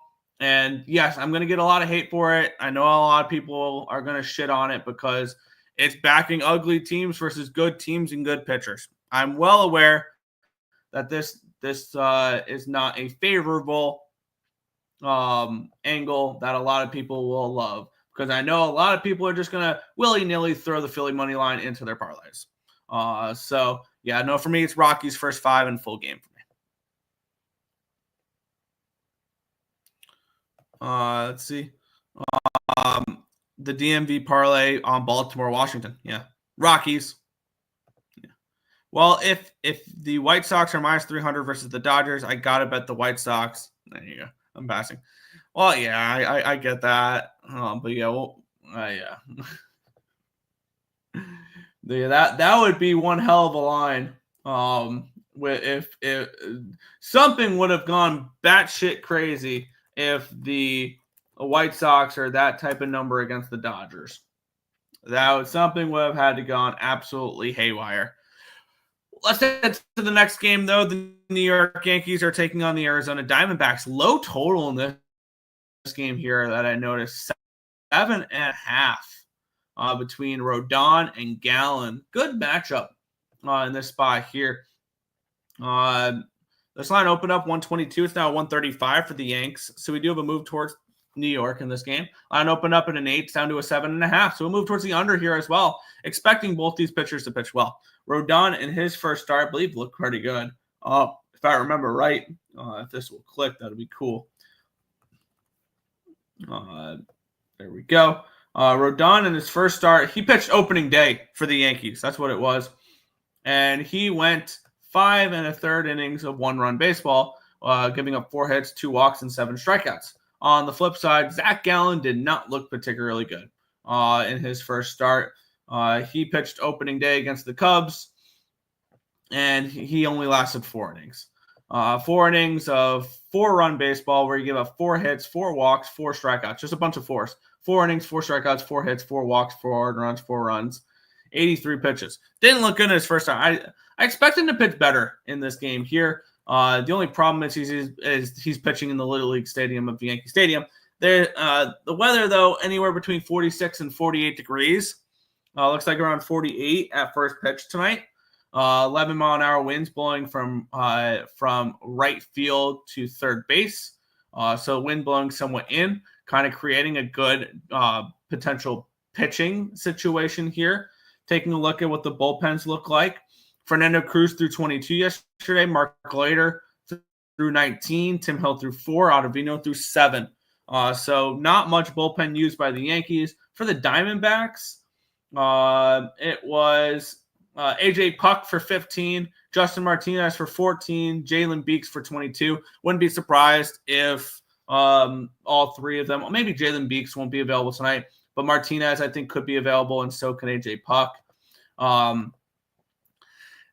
I lean under in this game. I think Zach Gallen can come in here and pitch pretty well in this spot, and I think Rodon can continue to shove in this game. But these are 2 offenses that really does anybody want to jump in front of right now. I think the 7.5 is a trap here for this total. It feels too easy just to take the under, right? Or take the over, right? Both these bullpens are basically fresh in this spot. I kind of lean over, or I'm at under. I lean under in this game. 7.5 at even money is very, very appealing for an under in this game. First 5 is 4 plus 104, or 3.5 minus 135. I'm interested in unders in this game. I am 7.5 at even money. I'm gonna pull the trigger on that here. I know I've lost a few Yankee unders, but and this has just been a over galore team, but I'm going to take a shot here, backing Gallen and Rodon. First 5 under 7.5 here for even money. I know this is not going to be a very popular play. A lot of people are going to just keep betting Yankee overs. I'm not going to be one of those people here. Oh, quick, what do you call it? Line strength, I think it's 86% of cash on the Yankees. Line moving towards them. 95 and 96 on the over in this one. The line dropping. So, yeah, sign me up. 7.5 under at even money. Under 7.5 at even money. For this one here. And then we'll head to the last one. Let's see. Colorado first 5 spread. Don't hate it. Dodgers are going to be minus 500 when they play the White Sox. Beautiful. I'll take plus 450. Matchup of the day. Yeah. Morning, Nick. What's good, Brad? Cool for your mattress. I want the Yankees, but they are expensive. Minus 130 is not bad. Do we do stick puck yet? Nope. Stick puck is last. Let's see. Brewers are now plus 180 to make the playoffs. Wow. No. Yeah. Nick, how that Phoenix plus work out for you? LOL. Next time you go against my Bucks, let me book your ticket. It lost. Okay. I don't give a fuck about the NBA though. So. Who cares? Still on the boring part of the show? No, this is the best part of the show, baseball. We'll get to the boring part. We'll get to the boring part soon when we have 9 games and 7 of them are double-digit spreads and another one's a minus 9. Talk about boring. The NBA is boring as fuck right now. I don't know. Please explain to me how the NBA is interesting. Half the teams have given up. We have double-digit spreads in basically every game. Every game's a blowout. It's boring. I don't get why people like the NBA. I truly don't. Or at least the regular season product sucks. Like, WNBA is a better regular season product than the freaking NBA does. Diamondbacks money line and the over. I'm on the under, but hey, I don't expect people to agree with my underplay here in this Yankee game. But I mean, they're putting up all these runs. There's no way it goes over. No way this game goes under, right? No way. But yeah, best part, yeah. Lazy people play in the NBA. I don't get why people love the NBA so much. I really, really don't. And I actually look forward to just rapid firing through the NBA because it sucks. But final game on the card, we have the LA Dodgers taking on the Atlanta Braves, minus 235 for the Dodgers, total of 8. How about the last defeated team in the MLB being the Atlanta Braves? And they're just getting thrown more punches because Ronaldo Lopez is going to be out long-term, which sucks because I really wanted to fade him. And Jerkson Profar is suspended for 80 games. And here's the thing, though. I am not laying this number on the Dodgers. I mean, yes, I get it. The Braves are terrible right now. Let's get to the line history here. It's just a big number. It really is. And at this point, you're laying, what, minus 2.5 on the Dodgers because their run line's ridiculous. Line opened up 205 instead of 235. Yeah, this line moving towards the Dodgers makes sense. If this was an 8.5, it's Dodgers run line because it's a cash cow play. But at 8, it's not. Line opened up 8 minus 125. It's now 8 minus 117. So move towards the under here as well.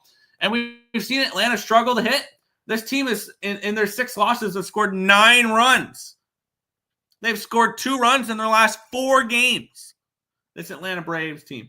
On the flip side, we have the Dodgers who are just winning and covering and everything. So we have Blake Snell on the mound for the Dodgers tonight. Arguably the best 5-and-dive pitcher in baseball. And that's exactly what he did last game. 5-and-dive, 5 innings of 2 earned run baseball, 5 hits, 4 walks, 2 strikeouts. He is ugly to watch, but he'll get through 5 innings pretty consistently and not give up many runs. On the flip side, Atlanta, they have hardcore struggled to start the year. And it is who is even the pitcher for this matchup? I don't remember who the pitcher is for this matchup. Bryce Elder. Oh, good God. He's going to get slaughtered. He started 10 games for the Braves last year, went 2-5, 6.52 ERA, 46 strikeouts, 17 walks, 8 home runs given up. Good God, he's going to get killed. Maybe this is just Dodger run line and move on. The only problem is what are we laying on the Dodgers? Dodger run line minus 118 on BetMGM. I mean, what's Braves team total in this game here? We're seeing 3.5 minus 145 or 2.5 and plus money. So maybe you have to build a 3. Maybe let's take a look because I know BetMGM offers the team totals by half an increment. What's Braves team total under 3? Because Snell's going to come out here, pitch fine, and then what do you call it? And then the bullpen's going to come in and be fine. Looks like it'd be 120. Oh, that's right. They don't do that for baseball, but they have the increments here. Be minus 120 or minus 155 and plus 125. Trying to build a team total under 3 for the Braves here in this spot. Dodgers are going to crush them. Let's see, minus 155 plus 125, minus 113 for a team total under 3. I want a little bit more bang for my buck there. If they're going to continue to just get shut down, do we just lay the run line with the Dodgers and move on? Bryce Elder is going to get killed. Blake Snell is going to come out here and get you 5 innings of 1-run baseball. The bullpen's going to come in and shut it down for the Dodgers. And the Braves are going to continue to struggle. Wind is blowing out. At game time, 64 degrees, wind 19.5 mile an hour winds blowing out, and that's probably going to stay that way throughout the game. I think the Dodgers dominate this spot. And I feel like we just lay the run line here, right? And I can get minus 118 over on BetMGM. No, it's minus 125 on BetMGM.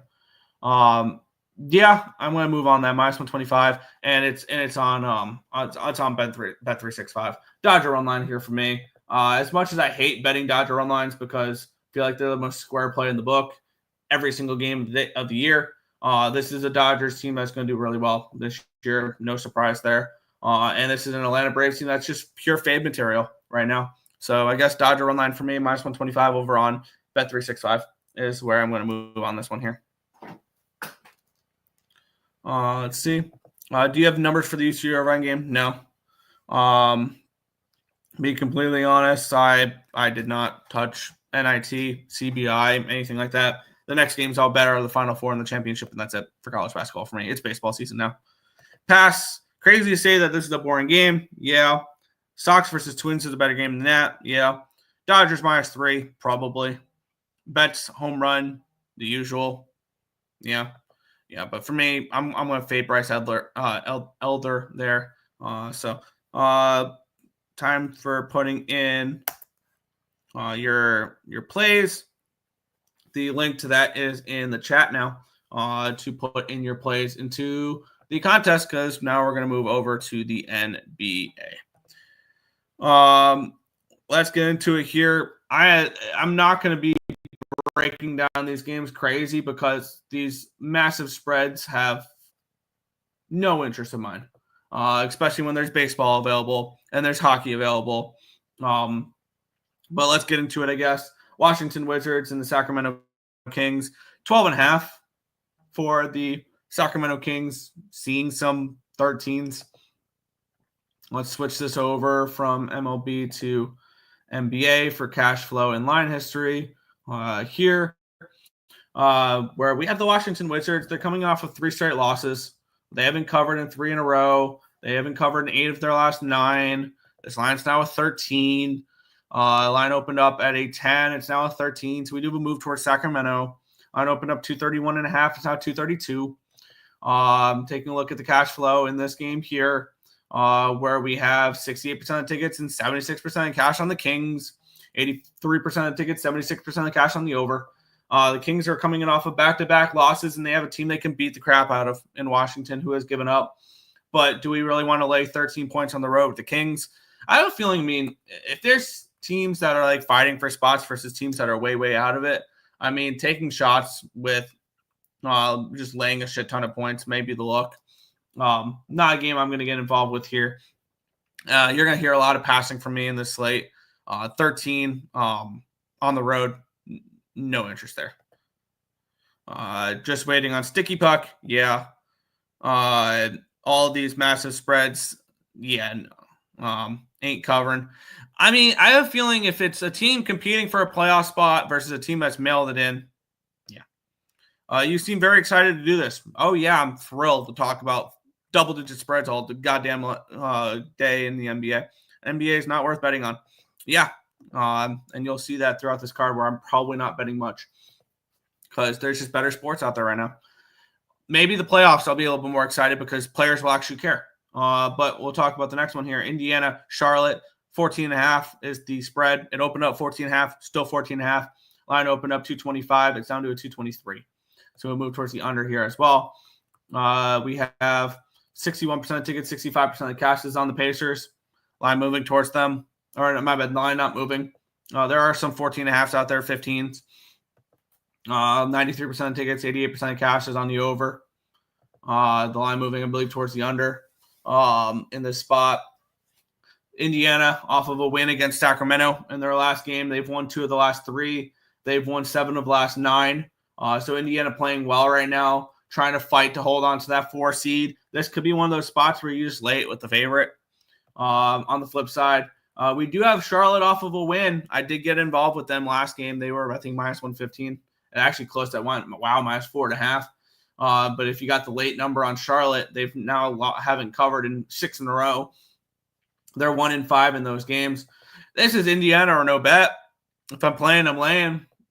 Team fighting to hold on to a playoff positioning, home court advantage in the first round. Where let me take a look real quick where the Pacers are. The Pacers are 2 games up on the Pistons, 3 games up on the Bucks. So they're trying to hold on to that 4 seed. That's important, having home court advantage in the first round for Indiana. So I guess it's Pacers or no bet, but do you really want to lay 14.5, 15? But yeah, it'd be if I'm playing, I'm laying here in this spot. Stop it, Robert. He's not wrong. Blackhawks money line. There you go. NBA sucks. The playoffs are good though. Yeah. Lots of plus money to be made today. Florida was clearly looking ahead last night. Yeah, that was frustrating there. We'll move on. Oh, wow. Another double-digit spread. We have the New York Knicks taking on the Cleveland Cavaliers. This line 11 for the Cavs, total 229.5. Line opened up 10.5. It's now 11 for Cleveland. Line opened up 230. It's down to 229.5. Move towards the under. Taking a look at the cash flow in this game, 52% tickets, 57% cash on Cleveland. Line moving towards them. Cleveland's one of the only favorites that, Cleveland, they have my attention in this game. They're coming off of a win against the Clippers, but they didn't cover. They haven't covered in 3 in a row. On the flip side, the Knicks are coming in off of 3 straight wins. However, they're coming in on a second half of a back-to-back, a third game in 4 nights, and I wouldn't be surprised if they're resting people. Karl Anthony Towns is day-to-day. Are they really going to play him in this game? Jalen Brunson still remains out. And I have a feeling this is where I get my NBA card started. And maybe I'm going to be squaring McChalk, but I'm going to be laying the points with the Cavaliers in this spot. I'm getting minus 10.5, minus 115 over on BetMGM. I want to make sure that's correct real quick because I notice sometimes I'll look up numbers and on what do you call it? On and BetMGM and BetStamp, and it'll be different when I get to it. No, it is 10.5 minus 115. Cool. Let me go ahead and lock that in real quick. I'll start with the Cavaliers for this card to take care of the Knicks. I think it's a bad spot for the Knicks. Third game in 4 nights. Second half of a back-to-back coming in off of a win against Philly there in that spot. Maybe Karl Anthony Towns sits. No Jalen Brunson. Just I think a overall poor spot here for the Knicks. So I'll lay the points with the Cavs in the spot here. Minus 10.5, minus 115 over on BetMGM. Over in the Pacers game. Knicks ain't covering. Nope, they ain't. LA De La Cruz over 1.5 bases plus 115. Stolen bases 160. Home run plus 330. Brewers run line.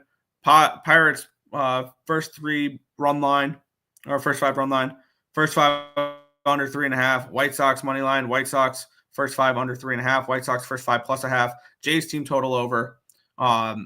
Red Sox first 5. There you go. Good luck.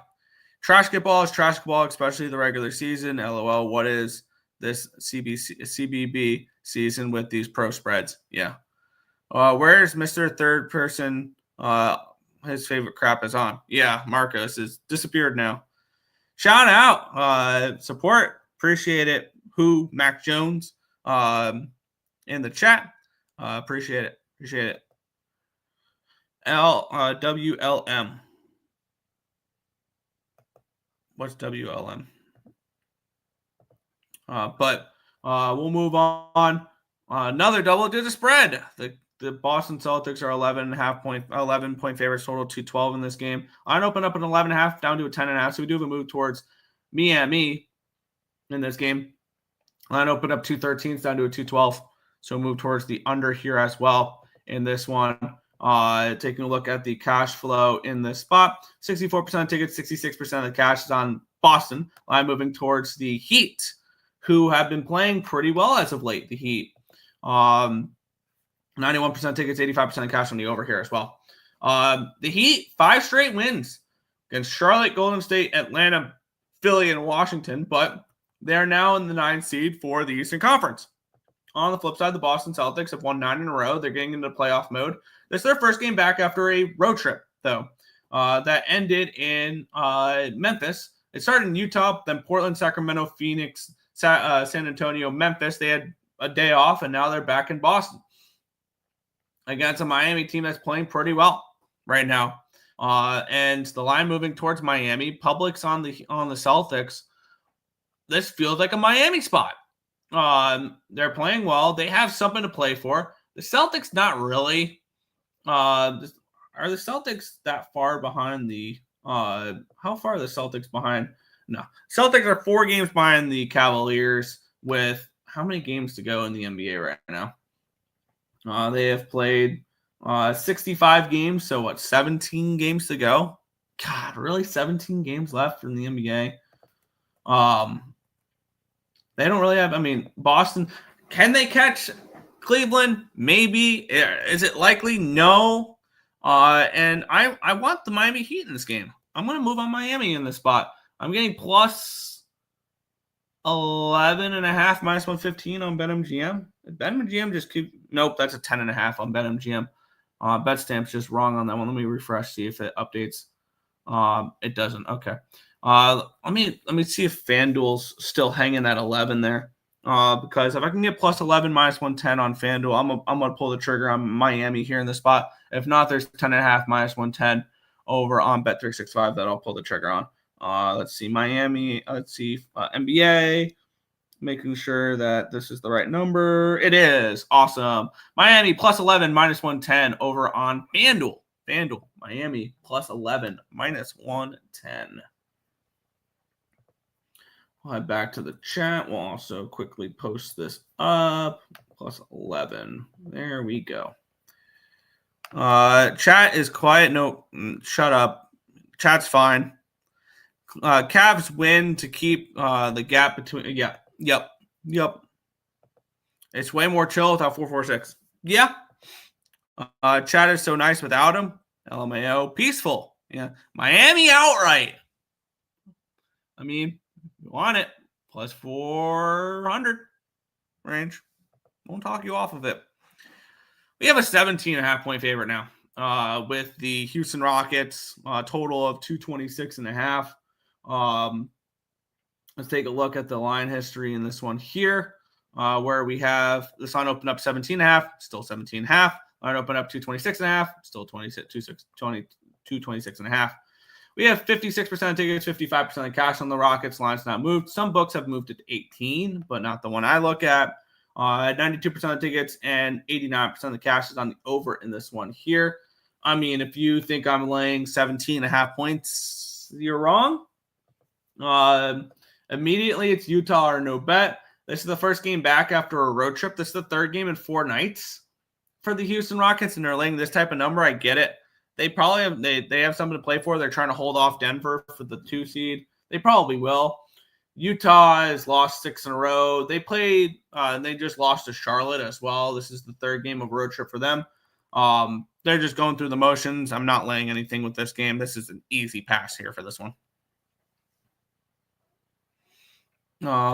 Heat won 5 straight tank/cupcakes. Yeah.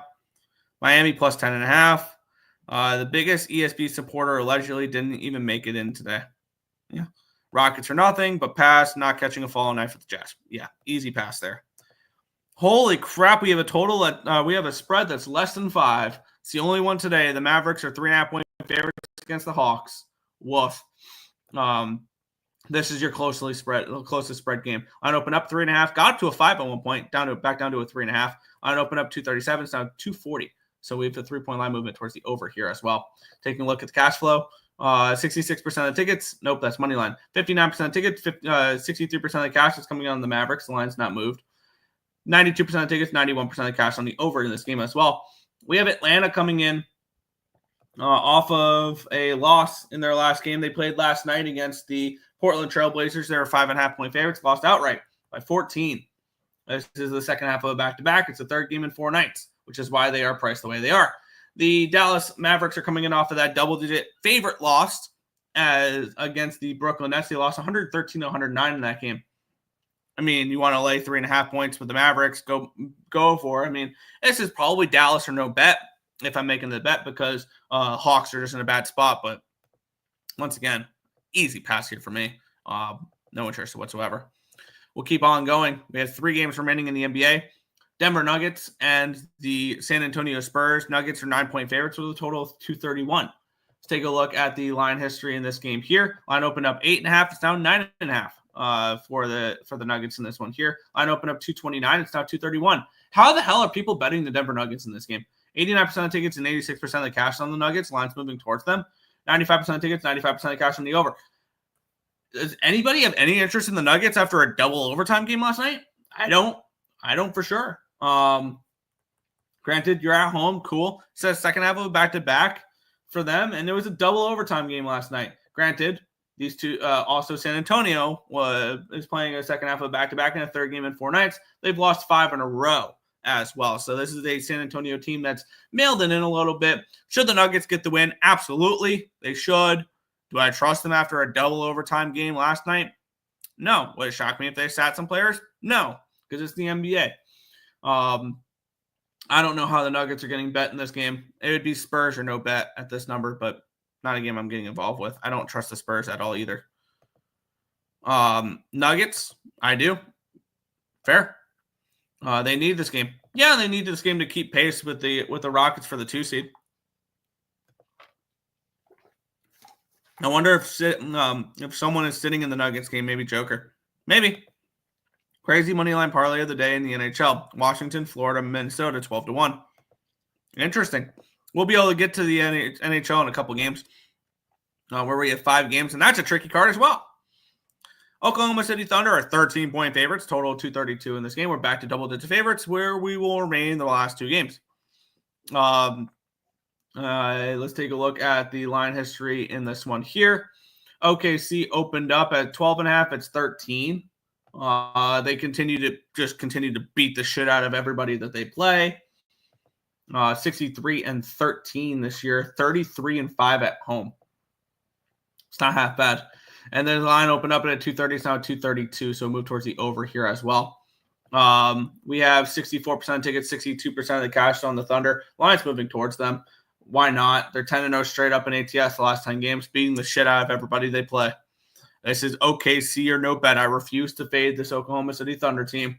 As for the Detroit Pistons, they're coming off of a loss in their last game. Kate Cunningham is day-to-day. He's doubtful for tonight's game against the Thunder. This should be another game the Thunder probably run through their opponent. They've covered a 10 in a row. Maybe the lines eventually catch up to the Thunder. I'm not going to bet it, though. This is a Thunder team that, it's laying or nothing in this game, but pass. Yes, I'm pretty much on all the dogs in the NHL. That's fair. It's very fair. They showed they wanted that 2 seed yesterday. Double overtime game, yeah. Just a tough loss against a team that owns them. Thunder or nothing, pass. Yeah, it's definitely Thunder or no bet. All right, the LA Clippers, 17-point home favorites with a total of 218.5 in this game. Let's take a look at the line history. It opened up 17, got up to an 18 for a minute, back down to a 17. Opened up 216.5. It's now down to 218.5. So a move towards the over as well. Taking a look at the matchup in this spot. The Clippers, I believe, are still playing for something. Obviously, the Parleys are not. The Pelicans 21-54 on the year. They're 14th in the Western Conference. LA is fighting are they fighting for the home court in that playing game? Because currently they're the 8th seed. They're a half a game behind. Yes, they have absolutely something to play for because they are a game behind Golden State. They're a half game behind both Memphis and Minnesota. And winning will go a long ways to potentially getting them out of the play-in. And the Pelicans do not care. Taking a look at the cash flow in this game here. 51% tickets, 56% of the cash is on the Clippers. I'm moving towards them. 92% tickets, 86% of the cash is on the over here as well. Clippers are no bet. They've got something to play for. They absolutely do. But is this a game I'm going to get involved with? No. I'm just out of curiosity here. We have 7 double-digit favorites in this game. Let's just take a look at what a parlay would pay out for all of them to win outright. I'm not betting this, but I'm just curious. Plus 112 for all 7 double-digit favorites to win outright. Clippers money line, OKC money line, Thunder, Rockets money line, Celtics money line, Kings money line, Pacers money line, Cavs money line, plus 112 over on Bet365. If you want all the chalk to come through, there you go. Lean Palace, but pass. Miami plus 10.5. Nuggets minus 9.5. Yes, just replace Nuggets with Cavaliers. That's my card as well. My only plays in the NBA. There you go. We'll move on to the better sport, NHL. Let's talk about it. The Carolina Hurricanes are minus 210 favorites at home against the Washington Capitals with a total of 5.5 in this game. Ovechkin getting closer and closer to the goal record. The tough spot for the Capitals, though. They're coming off a win last night against the Boston Bruins. They were minus 215 favorites. They won 4-3, snapped a 3-game losing streak for them. But this is the second half of a back-to-back, a third game in 4 nights, and they're playing a good Carolina Hurricanes team coming off of a 6-4 win against the New York Islanders on Sunday. They've been minus 300 favorites in back-to-back games. They've been at least minus 200 favorites in 4 straight games. This Carolina Hurricanes team, they're 3-1 in those games. The only game they lost was against Nashville, which was just a terrible, terrible spot for them there. And looking at this game for me, I mean, this is Carolina or no bet. This is a terrible spot for the Washington Capitals. The only question is, do you want to lay this type of number with the Hurricanes, which we're getting to a point where it is puck line. Because minus 210 and plus 125, minus 138. I'm not laying that type of number for a minus 1 line personally. Usually minus 1s, I'll go high as minus 130, minus 135. 138 is a little bit out of reach for me there. I mean, at this number, I'd be puck lining the Hurricanes in this game just because of how bad of a spot this is for Washington. I think maybe the only bets really to go in Washington games are just Alexander Ovechkin puck lines, or not puck lines, anytime goals, which you can get Ovechkin anytime goal plus 160.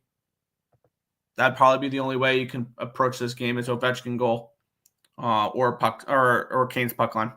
Not a game I'm going to get involved with though. Too expensive. Sounds like a Trent special with the NBA faves parlay. There you go. Over 5.5, under Taylor Hall anytime goal. Of course, anytime goal Ovechkin. Yeah, Liberation Day. Okay. Kane's puck line, pass, Aho and Strome. Kane's team total over. That's probably the best way to approach it. Ovi goal, I like it. Yeah, Ovechkin goal would be the only way I would look. But we'll move on. New York Rangers, Minnesota Wild, minus 155 for the Rangers, total of 5.5 in this game. The Rangers is this big of a favorite. It's interesting. I mean, this is a Rangers team that does have something to play for. Both these teams have something to play for. Maybe a draw in this game, potentially. The Rangers are off of a 6-1 win. They've had a few days off now, coming back from the California road trip. Minnesota coming in off of that shootout loss against New Jersey. In their last game, they've lost 2 in a row. They've lost 4 of their last 5. How do we trust this Minnesota Wild team right now? I just don't. And I really don't trust the Rangers at this big of a number, though. This is a tough card. It is a really, really tough card when it comes to hockey here. And I wanted to back the Rangers in this spot. I think the Rangers are in a situation where I think they make the playoffs out of the East for that 8 seed. It's just too expensive for them in this game. I think minus 155, minus 160. I want to take a look real quick. Conferences, division, playoffs. I want to see on FanDuel here. The Rangers are plus 250 to make the playoffs. Why not take a shot with the Rangers to make the playoffs? Instead of backing them on the money line here, you take the Rangers to make the playoffs. And I think the Rangers can make a run if they do squeak into that last wildcard spot. Because who's really scaring you there? The Columbus Blue Jackets, the Montreal Canadiens?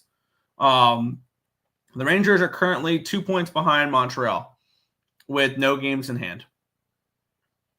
So, I mean, I think the Rangers to make the playoffs is worth a look in this game. Montreal being plus 106. I don't know about that. That'd probably be a better way of an approach. And I think if the Rangers squeak into the playoffs, they knock off the Capitals. But not a game I'm going to get involved with most likely. But I'm going to look a little bit deeper, see what the best available number is. Rangers to make the playoffs. Draw for Washington, Florida, Miami, Minnesota. Yeah, I can see that. Seattle team total over for that game. I can definitely see that. Panarin anytime goal. Ovechkin first goal, small play. I looked at Ovechkin last goal too. Pass. We'll move on. Florida Panthers, Toronto Maple Leafs. We have the Leafs minus 125 favorites with a total of 5.5 in this game. I mean, Florida has just not looked good as of late. I lost with the Panthers yesterday. This game's down to a pick 'em now, so we're getting a better number if we want to back the Toronto Maple Leafs. Bad spot, really, for the Florida Panthers. Yes, they're coming in off of back-to-back losses, but this is also second half of a back-to-back, a third game in 4 nights, a fourth game in 6 nights, and multiple overtimes involved in those. Also, but on the flip side, for the Toronto Maple Leafs, they had a day off, but they're traveling from Anaheim to Toronto for it. So what spot's worse in this one here? Is it the second half of back-to-back, a third game in 4 nights, or they just had the Maple Leafs just had a second half of back-to-back and a third game in 4 nights, and their one day off in between was traveling from Anaheim to Toronto. We saw this last week with Carolina coming back from Anaheim to Carolina, and they lost to Nashville. Doesn't this feel like a Florida get-right spot? The more and more you look at it, yes, I understand it's probably a pissed-off Florida team. And coming off of back-to-back losses and potentially can catch a potential jet-lagged Toronto Maple Leafs team. And is it really plus 105 for the Panthers on BetMGM? If it is, I'm going to move on the Panthers in this game. And I get it. It's not the best of spots. It's minus 110 there. Okay, that makes sense. Minus 105 over on Fanatics. I'm going to sign me up for that there. I'm going to get my card started here with the Florida Panthers into this game. All right, for this card. Let's see. Zuccarello anytime goal. Leafs money line. Florida money line in the under. Florida first period. There you go. Leafs money line over 5.5. It's the wine and cheese crowd. Yep. Maybe the first period. Maybe that first period look is pretty good with the Panthers too. Draw plus 315. William Nylander anytime goal. What are the cups? What is the Leafs Cups odds? Probably not worth it because they won't win the cup. But for those who are interested in the Maple Leafs to win the Stanley Cup, that would be 13-1. 13-1 to win the Stanley Cup. I got the Avalanche at 14-1. They're plus 750 now. That's nice. I got the Lightning at 14-1. They're 11-1. I got the Devils at 14-1. They're 35-1. All right, so one's completely fallen off. The other two have done better. So 13-1 for the Leafs to win the Cup. We'll move on. Chicago Blackhawks and the Colorado Avalanche minus 360 for the Avalanche, total of 6.5 in this game. I want to take a look at what a 2.5 number would be in this game for the Blackhawks in this spot, and that's generally minus 360 on the road for the Avalanche. I get it. The Avalanche have looked like the best team in hockey as of late, and they're coming in off of a loss. And holy shit, this line keeps climbing. 375s, 390s, 400s. I get it. And minus 160 for the plus 2.5. So unfortunately, they've kind of priced you off of anything in this spot here. Back-to-back losses for the Colorado Avalanche. So maybe they come out pissed. And this is definitely a team they can do it against. But I mean, you want to lay a puck line for Colorado, it's $1.45. You want a team total over for Colorado? It's 4.5. You want a first period puck line? It's even money, plus 105. That's probably the best way to go at it. Maybe a first period team total over. 1.5 plus 150, plus 170 on Bovada. A first period over 1.5. That might be worth a look. They've priced you off of almost anything in this game, and So, in Chicago, 3 losses in a row, and 9 of the last 10, including getting shut out in the last meeting against this Colorado Avalanche team 3-0. So should the Avalanche beat up on this team? Absolutely they should. Should Colorado score a bunch of goals in this game? Absolutely they should. The only problem is that you're getting way too high of a line. But maybe this is a spot where they scored 1 goal against St. Louis. They scored 2 goals against Calgary. Maybe this is a spot where the Avalanche explode offensively. And they use this game to get right offensively. And I hate 4.5s. Plus 130 on Bovada. I'm going to take it. I'm going to take the team total over 4.5 here with the Avalanche, expecting them to blow up on the Blackhawks here in this game. Spencer Knight's not looked nearly as good for the Blackhawks. and you have an Avalanche team off of back-to-back losses. I think this could be 5-1, 6-1, 7-1. I think this could be an absolute shit kicking the more and more I look at it. So I generally don't like taking team total overs this high, but I'm going to take the 4.5. It's plus 130 for the Avalanche. So you're getting plus money on a $4 favorite for them to score 5 goals, and I definitely think they can do that against this Hawks team. So Colorado team total over 4.5 plus 130 in this one here for me.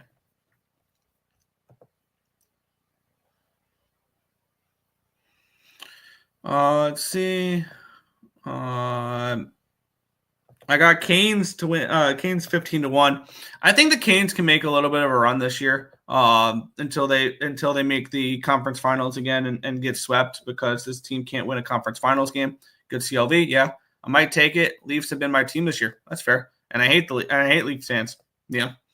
Chicago first period and money line. I like paying. There you go. Over 6.5. See it. I lean under because it can end up 5-0. Yeah. Pass. Average money line in the over 6.5 minus 110. Parlay at plus 140. There you go. Nate just over 1.5 points. Worth a look. Knight had that one game, but he ain't no Mrazek. Blackhawks money line, unfortunately.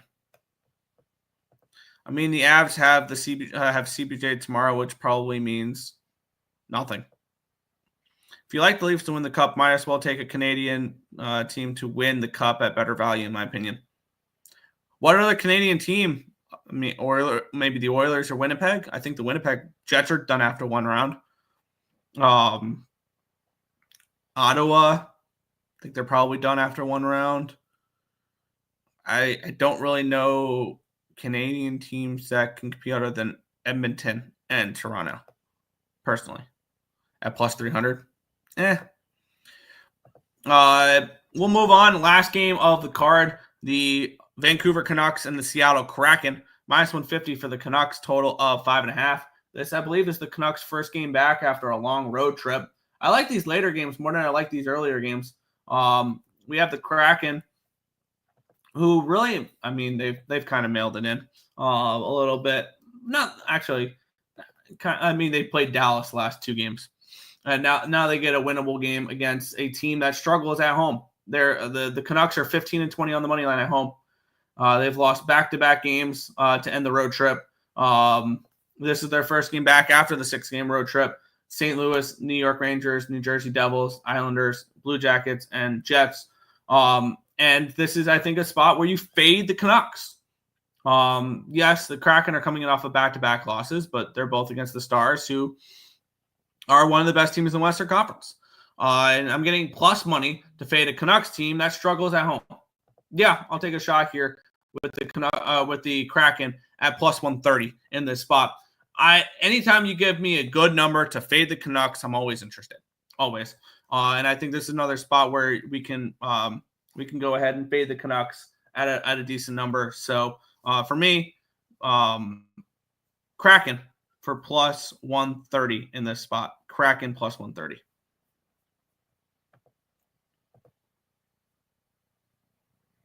I like 1,300 just with the Leafs. Fair, true. Over 5.5. Lots of over history here. Fair. Kraken money line. Love it. But that is everything for today's show. If you guys have not already, hit that thumbs up button, subscribe to the channel, turn on those post notifications so you guys are notified each and every time we are live here at ESB, which is every single morning, anywhere between 10 and 11 a.m. Eastern Standard Time for the Earle Sports Bet Show. That's going to just about wrap it up for this one. We'll head back to the chat one last time. Nucks puck line. All right, we're against each other there. Leafs ain't snipping the finals for the next decade. I don't think the Leafs make it past the first round, personally. I wouldn't hate to see the Leafs win the division so they can get the Senators, and I can take the Senators at big dog price. That's my hope.